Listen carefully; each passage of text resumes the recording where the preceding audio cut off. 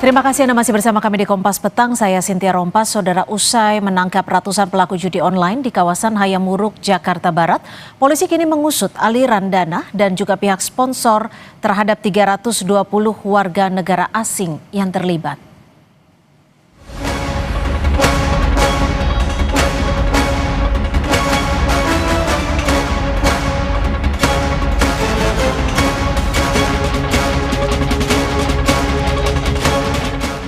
Usai menangkap 320 warga negara asing dan 1 warga negara Indonesia, Polri kini mengusut aliran dana hingga pihak yang mensponsori judi online jaringan internasional yang bermarkas di sebuah perkantoran di Hayamuruk, Jakarta Barat. Selain menangkap ratusan pelaku judi online, polisi juga menyita sejumlah barang bukti, diantaranya uang, paspor, dan ponsel. Dirtipidum Bares Krim Polri, Brigjen Wira Satya Triputra bilang, terkait peran para pelaku saat ini masih dilakukan pengusutan. Sementara 1 WNI diketahui adalah warga Jakarta yang merupakan mantan pekerja di Kamboja. Kami akan melakukan koordinasi dengan instansi terkait untuk melakukan penelusuran, baik itu aliran dana maupun sponsor daripada mereka atau para pelaku yang mendatangkan ke sini. Kita lakukan pemeriksaan kemarin, ternyata ada 1 orang WNI, yaitu warga di Jakarta sini, tapi yang bersangkutan adalah mantan ataupun pernah bekerja di Kamboja. Jadi datang sini juga bekerja di sini lagi. 320. Nanti akan kita dalami lebih lanjut ya. Dari hasil pemeriksaan sementara, polisi menduga pola kejahatan tindak pidana daring seperti judi online saat ini sudah bergeser ke Indonesia. Karena kawasan yang sebelumnya menjadi markas judi online seperti Myanmar, Kamboja, Laos, dan Vietnam telah ditertibkan keamanan regional. Daerah Indochina, khususnya Myanmar, Kamboja, Laos, Vietnam, basis-basis dari perekrutan dan aktivitas tindak pidana daring yang sasaran korbannya transnasional, sasaran korbannya selalu warga negara asing. Setelah ditertibkan mulai terjadi pergeseran ke Indonesia. Saat ini 320 pelaku WNA yang terdiri dari 228 pria dan 96 perempuan dititipkan ke rumah detensi imigrasi. Kasubdit Pengawasan Keimigrasian Arif Eka Rianto bilang, para pelaku judi online diduga telah melakukan pelanggaran keimigrasian. Pihak imigrasi kini mendalami siapa sponsor dan penjamin yang membuat ratusan WNA ini bisa berada di Indonesia. Melakukan pendalaman terhadap terduga tersangka terhadap pelanggaran keimigrasian dan tindak pidana keimigrasian. Kami juga akan melakukan penelusuran terkait dengan sponsor, penjamin warga negara asing ini untuk berada di Indonesia. Sebelumnya, pada Jumat malam, Polri membongkar dan menangkap 321 orang dalam kasus sindikat judi online jaringan internasional yang bermarkas di sebuah perkantoran di Hayamuruk, Jakarta Barat. Operasi penggerebekan dilakukan setelah polisi mengidentifikasi aktivitas perjudian daring yang terhubung dengan jaringan internasional. Tim Liputan Kompas TV.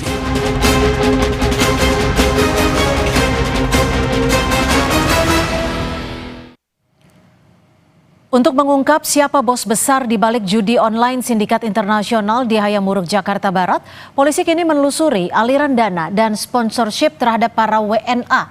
Kita bahas bersama Ardi Suteja, Ketua Indonesia Cyber Security Forum, dan juga Kepala PPATK periode 2002-2011, Yunus Hussein. Selamat petang Pak Ardi, Pak Yunus, terima kasih sudah menyediakan waktunya di Kompas Petang hari ini. Saya langsung ke Pak Ardi. Pak Ardi, kalau saat ini polisi sudah menyita sejumlah barang bukti termasuk ada komputer, ponsel dan lain sebagainya. Kalau dari temuan ini, domain situs yang disita apakah pola yang diketahui pihak kepolisian bisa mengarah pada satu pusat kontrol yang sama untuk mengetahui siapa pengendalinya?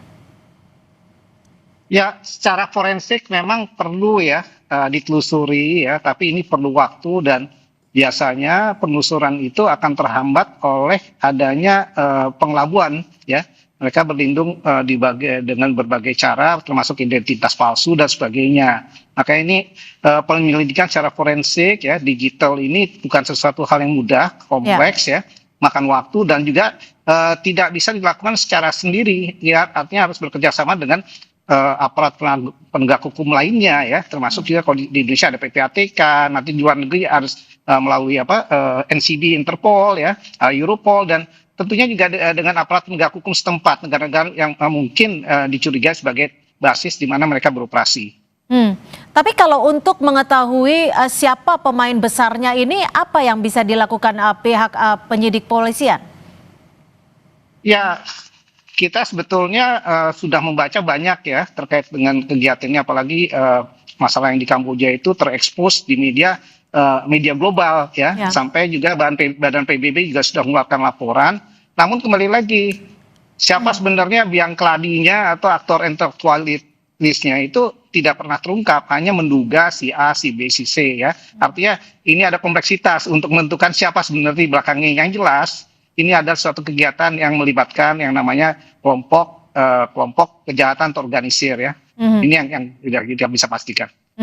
Pak Yunus, ini kan dari mayoritas sebagian besar pelaku adalah WNA, warga negara asing. Hanya satu warga negara Indonesia, itu pun adalah mantan pekerja yang sebelumnya bekerja di Kamboja. Sejauh mana setidaknya pihak PPATK ini bisa melacak aliran dana? Apakah bisa dari pelaku-pelaku yang memprogram atau seperti apa, Pak Yunus, biasanya PPATK akan bekerja? Baik, makasih. Jadi transaksi-transaksi mereka pasti melalui lembaga jasa keuangan ya, terutama bank dan lainnya seperti remittance ya, seperti Dana, OVO dan lain-lain ya. Dan seluruh orang yang punya rekening di Indonesia itu tercatat ya, terdaftar di PPATK.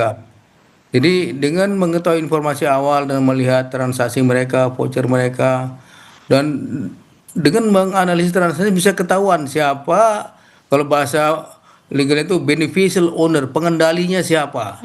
Nah, jadi dari transaksi, kita kalau transaksi banyak ke orang ini, jumlahnya banyak, frekuensinya tinggi, dan dia banyak menerima dari transaksi itu, kemungkinan besar dia adalah pengendali, beneficial owner tadi. Ini pernah dilakukan misalnya pada waktu kasus Hambalang, kasus IKTP ya, ada beberapa mantan anggota DPR kita, Ketua DPR, ditentukan sebagai pengendali itu dari transaksi-transaksi oleh penyidik KPK waktu itu. Jadi ketahuan, oh dia bukan sembarang orang, karena transaksi begitu banyak, begitu besar kepada yang bersangkutan. Dia pengendali, dia juga penggerak ya, dalam bahasa hukum itu oil locker. Bisa juga kita sebut dia cukong ya, financial backer dari kegiatan ini. Ini masalah besar, 300 lebih di satu gedung itu nggak main-main. Mereka sewa gedung, coba dilihat sewa gedungnya, ada izin tempat tinggal dan izin bekerja nggak di sini, dan pasti omsetnya besar. Ya, kalau bicara soal omset dan juga pendapatan dari 2 bulan beroperasi ini, biasanya PPATK akan melacak aliran dana ini akan kemana di sisi ataupun di step awalnya. Adakah menurut Anda PPATK bisa menduga indikasi penggunaan metode tertentu mungkin? Jadi cara kerjanya ada dua. Pertama, dia menerima laporan, karena begitu terdeteksi ada laporan-laporan yang suspicious atau jumlah tertentu untuk tunai akan dilaporkan. Tapi kalau seandainya tidak terdeteksi melalui itu, PPATK bisa turun langsung ya, bisa meminta, bisa mengaudit ya. Nah biasanya lembaga jasa keuangan utama itu bank, bisa juga money remittance, tapi biasanya mereka juga dibantu melalui bank, karena bank punya jaringan luas keluar ya. Misalnya transaksi itu melalui transaksi kris, BI Fast, transfer ya, itu pasti melalui bank. Jadi dengan melihat jalur utama di bank ini, baik yang masuk ataupun yang diminta atau dilakukan pemeriksaan, akan ketahuan. Nah informasi awal dari kepolisian, siapa-siapa mereka itu perlu diberikan ke PPATK, bisa biar dicari transaksi orang-orang ini gitu, sehingga nggak, udah lebih fokus jadinya, lebih fokus. Karena jumlahnya begitu besar ya, orangnya begitu banyak dan Ya. ini menarik, saya kira tidak terlalu susah untuk terasir transaksi mereka. Oke, Pak Ardi, kalau kita bicara soal pengamanan ataupun cyber security, biasanya apa yang bisa terdeteksi untuk tahap awal untuk mengetahui bahwa ada sesuatu yang tidak beres dalam transaksi tertentu?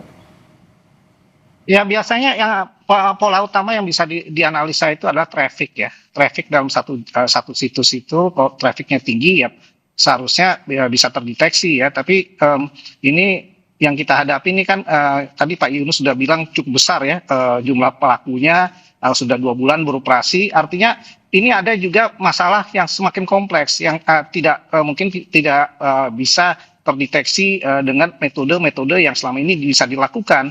Artinya mereka sudah semakin canggih dan saya meyakini pasti mereka juga memperbaiki cara-cara mereka melakukan transaksi ya secara online. Apalagi mereka sudah berpengalaman di berbagai negara ya, di markasnya di Kamboja, di Myanmar ya, Timor Leste dan sebagainya. Ini artinya kita berhadapan dengan evolusi yang terbaru daripada pelaku-pelaku ini sehingga kemungkinan teknologi yang selama ini kita pahami, yang kita ngerti, caranya kita pahami selama ini mungkin sudah harus kita rubah ya karena sudah semakin kompleks. Apalagi ya transaksinya juga sekarang dilakukan secara elektronik menggunakan kripto dan sebagainya. Tapi begini Pak Ardi, kalau kita lihat dari mereka yang ditangkap yang sudah diperiksa oleh pihak kepolisian ada 320 WNA dan 1 WNI ini. Ada yang menduga bahwa ini adalah pekerja yang melakukan operasional, tapi bukan bos besar atau pengendali dari judi online ini. Sementara markas di Indonesia, operasionalnya orang-orang asing. Apa sebenarnya bisa dibaca di sini? Yang jelas itu mereka hanya orang pesuruh, orang yang bekerja, ya cari makan, cari rezeki, sama seperti yang tempo hari banyak orang kita dikirim ke Kamboja. Ini juga mungkin ada praktek-praktek perdagangan orang dalam hal ini. Artinya mereka ini cuma pekerja yang ketangkap. Jadi hanya garis depannya aja. Sedangkan yang di belakang mereka itu mungkin masih harus ditelusuri lebih dalam, ya. Dan ini juga sasarannya tidak kalau lihat dari jumlah orang asing tertangkap. Mereka juga tidak bisa berbahasa Indonesia lagi, sebagian besar, hampir semuanya tidak bisa berbahasa Indonesia. Ini artinya apa? Sasaran bukan di Indonesia, sasaran ada di luar negeri. Artinya bos besarnya tidak ada di Indonesia atau mungkin ada backing orang ataupun oknum tertentu di Indonesia, menurut Anda? Bos besarnya tidak ada di Indonesia dan mereka tidak mustahil bisa beroperasi, pasti ada bantuan dari pelaku-pelaku dari dalam negeri. Oke, kalau dari Pak Yunus membacanya seperti apa? Apakah dengan operasi yang dilakukan oleh judi online bersindikat internasional ini ada backing tertentu dari pihak dalam negeri misalnya? Jadi biasanya kalau dulu-dulu ya bandar itu kebanyakan di luar ya. Mereka ini pelaku biasa. Kemudian dia bisa masuk kemari secara massal, operasi sampai 2 bulan. Itu tidak mudah. Dia pasti ada yang memperlicin, berlancar. Sehingga kalau disebut tadi backingnya, kalau menurut saya ada. Sesuai dengan budaya Indonesia ya. Tidak ada bisnis yang murni 100% nggak pakai bantuan para penguasa ataupun backing tadi. Kalau menurut saya ini yang harus dicari. Jadi penguasanya menurut Anda dari pihak mana ini Pak Yunus dugaannya? Ya mungkin pertama terkait dengan izin masuk dan izin bekerja kan. Pasti ada yang bantu mengurus sehingga kok bisa masuk semudah itu dan sebanyak itu ya. Mungkin juga ada aparat penegak lain yang seharusnya mencegah, memberantas, dia membiarkan atau tidak mencegah, justru malah membantu karena ada keuntungan ekonomis, bisa sekali seperti itu. Dan itu yang diteliti bukan hanya transaksi ya, keterangan dari saksi, mereka yang sudah ditangkap juga yang mengetahui, kemudian informasi dari lembaga-lembaga lain ya, termasuk perlintasan imigrasi itu perlu sekali dilihat. Kok cepat sekali, banyak sekali, kok bebas sekali mereka masuk, pasti ada yang memperlancar itu, nggak mungkin. Karena jumlahnya tidak sedikit ya, ada 320 warga negara asing itu yang tertangkap tangan. Pak Ardi, kalau dari hasil forensik digital pada laptop misalnya, ataupun ponsel yang disita, apakah ini dapat mengidentifikasi identitas asli dari pemilik rekening yang menampung uang-uang yang masuk? Bisa saja kalau memang informasi itu terekam ya di dalam di dalam laptop ya atau di dalam HP yang disita. Makanya ini juga proses yang tidak mudah ya, artinya perlu makan waktu, analisa yang mendalam dan perlu juga ketelitian serta keahlian khusus ya. Karena forensik digital itu memang tidak banyak yang bisa melakukan dan ini hanya beberapa lembaga yang memiliki keahlian di bidang itu dan memiliki sertifikasi. Karena kalau dilakukan oleh hanya orang yang bisa bongkar komputer ya itu tidak seperti itu ya, tidak sederhana seperti itu. Ya, tentu harapan kita bersama adalah bagaimana menangkap dan juga mengungkap bos besar di balik judi online bersindikat internasional. Terima kasih Pak Ardi Suteja, Ketua Indonesia Cyber Security Forum dan juga Kepala PPATK periode 2002-2011, Pak Yunus Hussein sudah berbagi perspektif di Kompas Petang. Selamat sore, Bapak-Bapak. Selamat sore Mbak Cynthia. Selamat sore Pak Yunus.